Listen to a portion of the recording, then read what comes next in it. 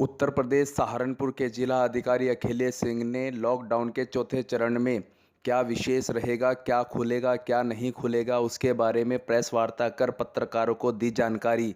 सभी लोगों के लिए ये मैसेज मीडिया के माध्यम से प्रसारित किया जा रहा है। सहारनपुर से मोनू कुमार संतोष कश्यप की खास रिपोर्ट। हम लोगों को लॉकडाउन 4 के संबंध में उत्तर प्रदेश सरकार की गाइडलाइंस प्राप्त हुई हैं। उसका हम लोगों ने अध्ययन किया है। तो अध्ययन करने के पश्चात जो हम लोग के कंटेनमेंट जोन है, जैसा कि पहले बताया था मैंने, कंटेनमेंट जोन में पूर्वत जो है गतिविधियां अनुमन्य रहेंगी।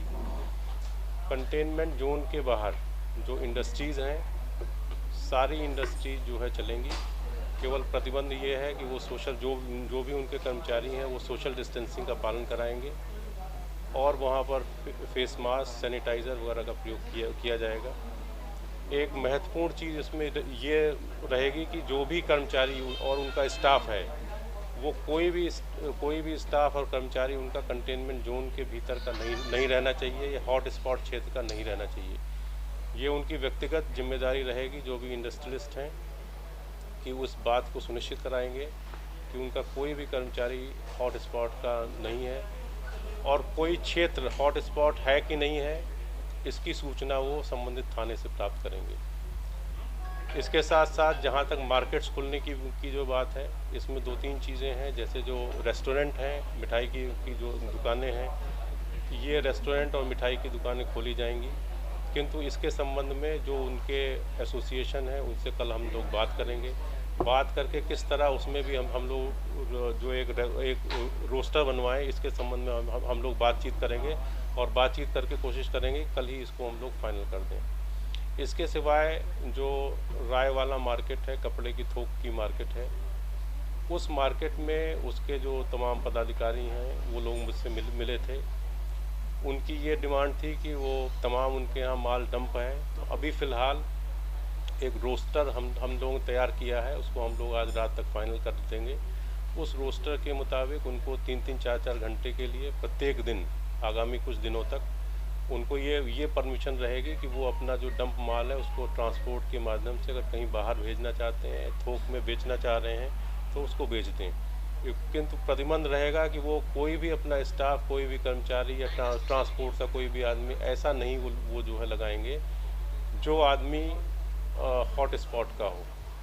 इसी तरह अन्य जो मार्केट्स हैं, कपड़े की रिटेल शॉप हैं या अन्य शोरूम हैं, अन्य जिन्स हैं, उनके संबंध में हम लोग उनके जो भी पदाधिकारी हैं, एसोसिएशन है, उनसे बातचीत करके किस तरह हम लोग एक रोस्टर जो है बना सकते हैं जिससे सोशल डिस्टेंसिंग का भी पालन किया जा सके।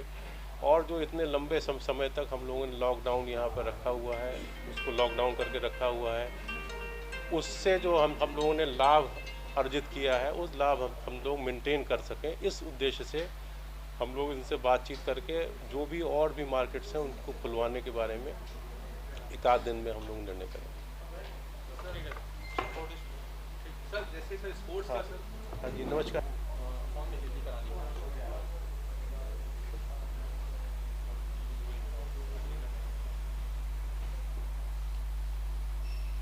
क्या व्यवस्था रहेगी, वो शहरी हो या देवबंद हो या गंगो क्षेत्र? और अब कितने हॉटस्पॉट्स रहेंगे?